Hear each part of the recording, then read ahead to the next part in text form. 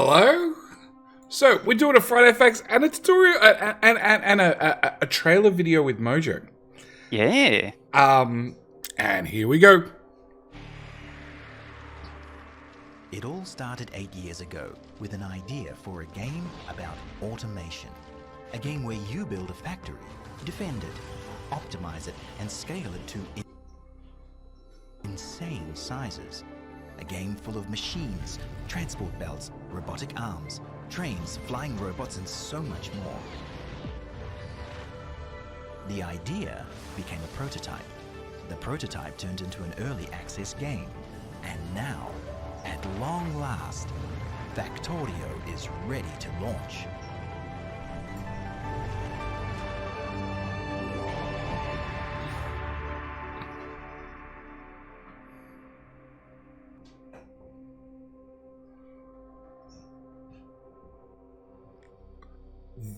Okay, so the trailer, shortest trailer ever. Yeah, that was a lot shorter than I was expecting. So much hype and so little trailer. Yeah, although it was a lot packed into it. Did you see there was 2 Spidertrons? I did see 2 Spidertrons. So there's 2 Spidertrons. That's really the only... Spidertron remote added to the game in the patch notes. First thing. Hang on. We got to see this. Oh, okay. Already. Yeah, if the Steam doesn't pick it up, restart Steam. Yeah, already done that. Already updated. Ooh, and a 2,500 cutscene. research. Oh, I'm watching a cutscene. I started a new game. Ooh. Alright, let's queue up this research. Oh, wait, I can't research it. Oh, never mind. It's just freewheeling the bloody base. Oh, dear. Low quality. Twitch might have bumped you onto low res. Yeah, the base is just freewheeling the tech. That's funny as. Right, what do we need to craft it? Holy crap. 16 control fish. God damn it, V. Rocket launchers, fusion reactor. Editor mode needs nothing to craft it, just so you know. Fine. I mean, I can make my base do it, but I suppose...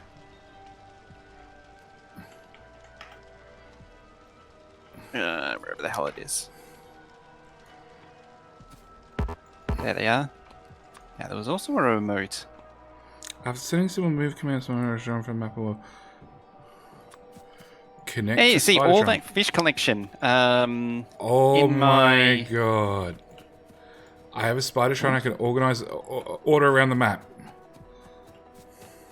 Ooh. This is amazing. So, where is it? just for those who are watching this on YouTube later, Mojo's streaming this on Twitch. Link down in the description. All right, I'm choosing to record this so I can get this out to YouTube as fast as possible. Turns out he won't walk through lakes. No, the spider should have a problem with lakes. Oh, hello, train. Steps. Oh, can we dodge trains with this thing? Oh, it goes straight over the top. I imagine if it plays anything like the old Spidertron, probably doesn't really care. Oh, hello, train. It's the wrong spot. 6 sturm proof. Oh, so this is the ultimate mechanism for exterm. Oh, look, the thing even turns. The turret on top turns. That's amazing. They've outdone themselves. Damn it. Missed another train. Yep. Train completely ignores trains. Put legs in. And carries 4 rocket launchers. Oh, yeah, it has grid. Yeah, it has 4 rocket launchers. Let's give ourselves some of that, some fusion reactors. Maybe 1, and then leggies. Okay. I'm sold. It's the ultimate combat machine for me. Yeah, it's the ultimate overlord machine for Will. It's just hey, Fire Razor, how you doing? It automatically shoots everything. enemies. I don't even have to aim and press spacebar. I don't have to press spacebar harder anymore. It'll just auto-shoot things.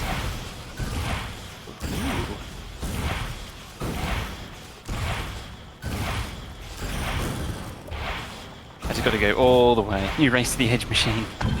You still nuke yourself? That is an excellent question. I would assume yes. Oh, well, I just packed mine full of nukes, so let's find out. Oh, Mojo's gonna Auto-targeting without gunner, auto-target. Oh, you can actually tell whether or not to auto-target, depending on whether or not there's a second person in for gunner. New nuke animation? There is, yes. Uh-oh. Definitely needs some There nukes. it is, there's a new nuke. And I just destroyed the track. Oh, let's answer Clowntown's question. Does a nuke destroy concrete? It should, and it does. I destroyed a good chunk of my railway line just to prove that point. Okay. It also destroys cliffs, which we Yes. also learned from the FFF. Oh, it's amazing. Come on, buddies. Does it landfill? Does it slice? Does it dice? Does it cauterize and stuff and junk? No rail lag for destroyed rail? Oh, there was a little bit, but it was pretty good, actually. Oh, that's a nuke and a half. Alright, unfortunately, the binders on this map are a little bit far away. So, can I lodge the first bug Cookies. report? It's not a literal bug report, is it? You're not going to go with that joke. No, it's actually a bug report. It looks like... So, atomic bombs have a range modifier. It looks like that doesn't work from a Spidertron.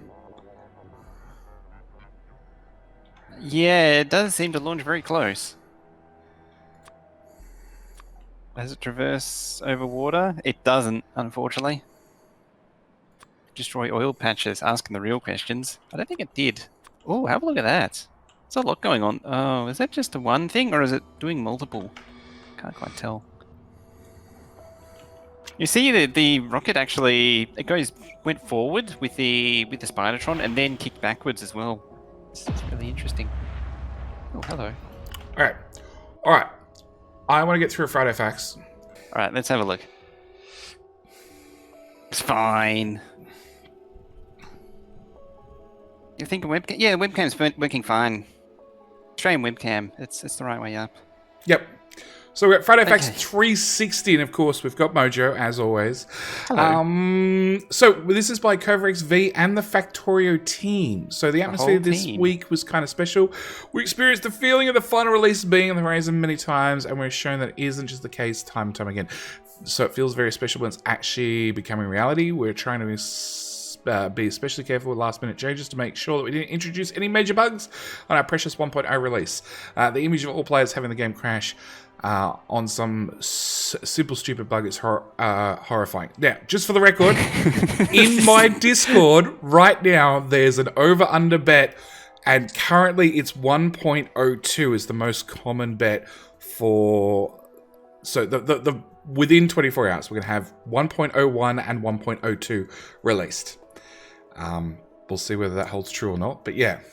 It's just funny hearing the game crash for some stupid bug on a major release, given the track record of going through, 13, 14. Well, 14 was actually pretty good. 15, 16, 17. I think every AAA title has a 0-day patch, and even then, it also has major issues. Oh, yeah. And Factorio, normally, that major issue is usually fixed within 10 minutes to 1 hour. I think the record was actually 10 minutes, if that, for... I'd have to ask Colonel Will, because he remembers it better. It was in his time, before my time. Look, I think it was 10 minutes. We push out If updates that. so fast, If there's a major bug, crazy. it's going to be fixed, right? They push them round the clock, 24/7. Any time of the day, it'll come out. So people have thanked us many occasions for the hard work we do. It's helped lift our mood in many desperate moments when bugs and problems were piling up. We didn't see the end of the tunnel. We don't often say it enough, but the support from your side has been incredibly helpful throughout the years. So we thank everybody who helped us save the game before it even starts supporting on the Indiegogo campaign back in 2013. We're grateful for the 18,855 bug reports. Dude, that's... Just a few. One or two. Yeah. And don't forget, from previous Friday Facts, like, their bug report list is down to, like, in the 20s. So, of the 18,800, most devs would be like, oh, we fixed half of them, it's good enough. Weeb's like, no, there's 30 left, 30 bugs. We can accept those ones. We value almost all of the feedback to our Friday Facts and game releases. A lot of improvements came out of it. Don't have to say almost all of the feedback. Yeah, I was going to say, it says almost. I suppose there is some... Bots vs. Belts would be my number one. Yeah. Yeah, there's been some good Friday Facts. Good Friday Facts. We'll go with that. We appreciate the work and creative that went into creating the 5,603 mods. Dude. So it extends the potential for a lot of people, and the ideas became great inspiration for us. All the online videos, articles, and streams were immensely helpful to spread the word. We thank all that helped with the crowd in translations, allowing the game to be played in a lot of different languages without us having to manage it directly. We're grateful to people that spontaneously helped manage the wiki and created some great tools like calculators, cheat sheets, or blueprint databases.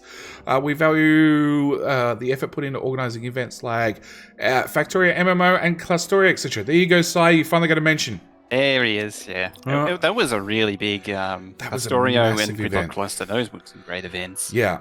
We appreciate community is very civilized and people who contribute generally nice to each other and keep the criticism on the constructive side.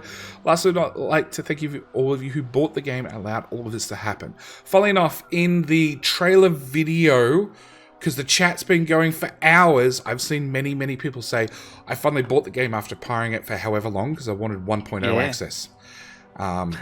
So yeah, 1.0, it took us 8.5 years. It's been an incredible ride, and we've arrived at the destination. Factorio is leaving early access. This opens the game up to all players who just don't play early access games. Same with the reviewers who only cover finished games, which is very understandable. For that special occasion, we created a launch trailer that captured the story of the development in 45 seconds. Since the main trailer is kind of timeless, we updated it to the 1.0 state of the game. This is the one I want to watch. Yeah, this is the one we want to see.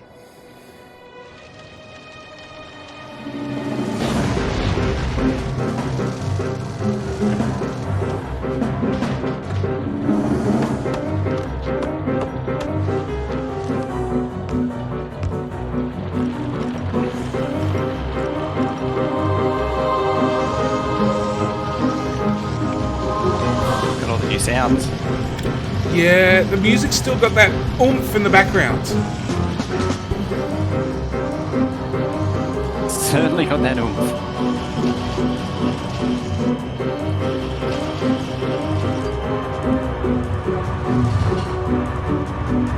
Yeah, everyone points out that my camera's upside down.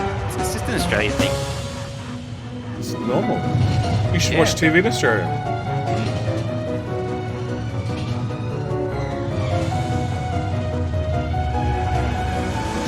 See, that was using, you might be ahead of me, but that was using belt filters there. That's slightly been tweaked. I missed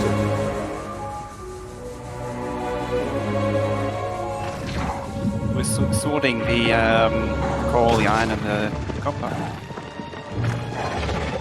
It's the upside down land. There's the green on the dividers. Yeah, we're at Creep, we've got green water. Green water was in the original trailer version. Don't think so. I mean, where the trains run over all the dividers, It's blue.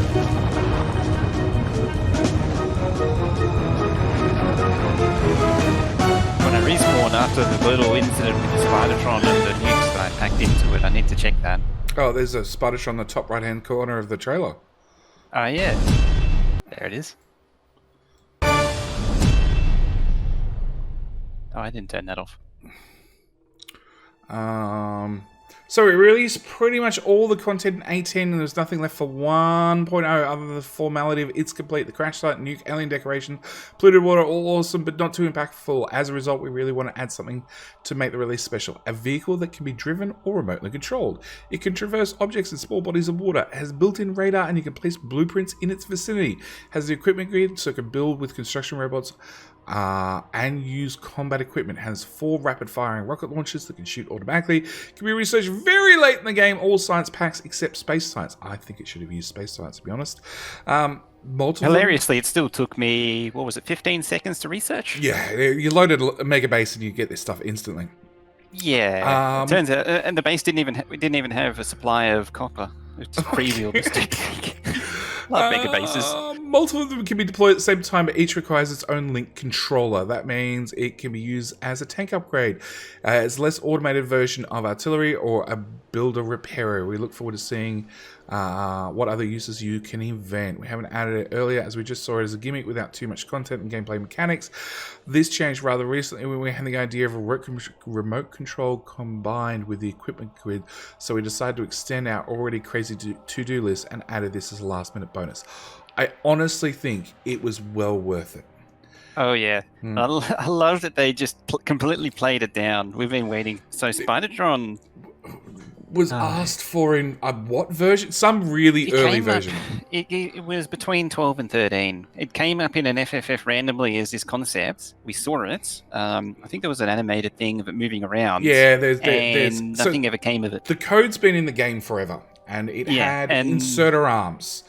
I think our seating actually, it used this inserter arms and just a blank grey base. And our seating brought it forward into version 16 or 17. I think he showed it off. Yeah, so it showed up in early Friday Facts. It's then disappeared entirely, and then our seating brought it back to life and resurged the meme and the request for the Spidertron when he streamed it whilst doing bug reports, because the code was still in the game, or he'd brought it forward to make sure it worked in the game, and then we finally got it. And I gotta say, look, I wonder if they planned it all along.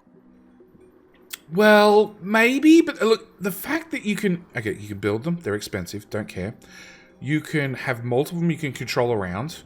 So if you have those biter bases that are like I've in my Sub X series, I've got a couple of spots where biters keep roaming through my train tracks and taking out the power poles. If I could just park some Spidertrons out in the middle of like the train tracks full of PLDs and reactors, I'm done. What do you think? Oh, you know what's going to happen? First mod idea is you have them patrolling, set patrol paths. Yeah, I'm willing to bet it happen. All right. If it hasn't happened already, I can see a bunch of these being set out to just park along train track lines and just solve problems, remote problems, so you don't have to go out there and deal with it yourself. But on top of that, if they can, so because they've got the built-in radar, so you can place blueprints, and it has an equipment grid and an inventory. You can fill it with construction bots. You can have these things go build your solar grids. Yeah. You can have them do everything for you. Yeah. So the plan for 1.1, we're doing the best we could, fix all the relevant bugs and issues for 1.0 release, but we just couldn't do everything, so we had to prioritize just some of the more critical stuff. Got to address all the remaining issues that are currently 150 bugs on the forums and around 80 internal tasks to be solved. The plan is going to eventually go through all of them and decide how to resolve each one. So I did mention that their bugs got down to like 20. Alright, whilst they were just bug fixing and not adding any new features. So with the new features, the blueprint library, the sounds, the other things that they've done recently, alright, they've obviously got a little bit of debt with 150 bugs now, but they should get rid of that fairly quickly. A good example is we have a continue button that just ignores multiplayer. You press continue automatically just to find out that you're building alone for half an hour.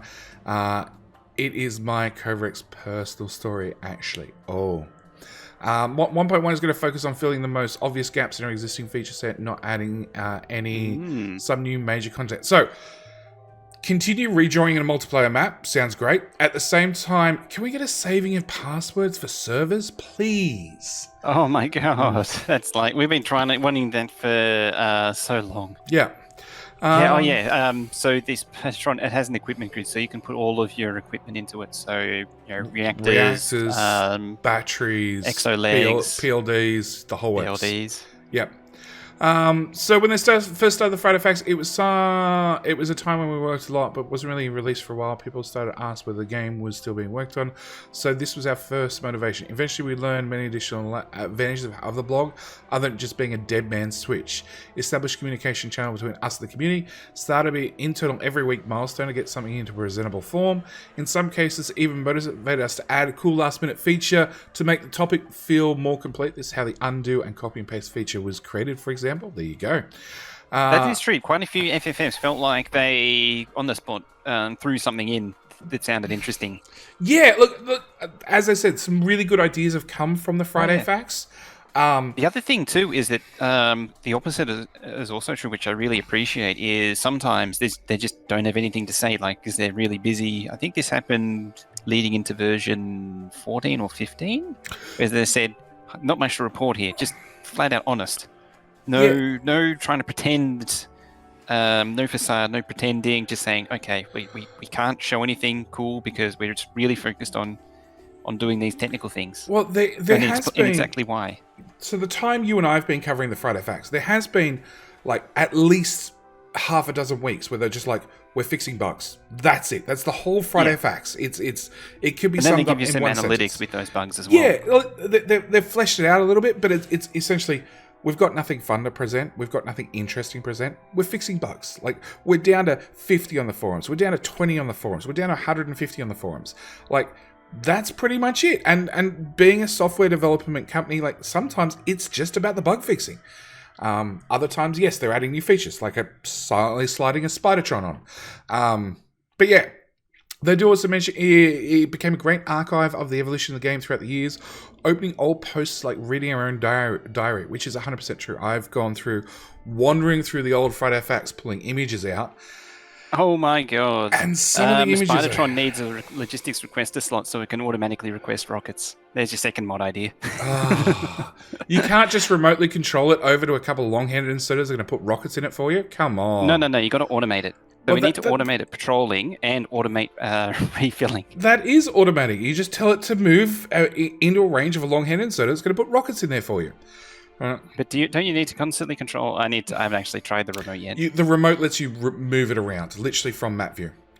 Yeah, but it doesn't automate movement though. Yes, it does. You click a spot and it goes to that spot. Yeah, but you have to tell it to go. Yeah. You bring the fleet back. You load them with 800 rockets out each. You send them off into the wild. You wait to see what happens. Yeah, that doesn't automate it though. Like it's only semi-automatic. Yeah. Bilbo's mod will do that. Yeah, probably. I imagine there's probably already a mod that will accidentally slide in that just works. Probably. So yeah, it became a every Friday habit for us and some of our players too. We believe now is a right time to stop.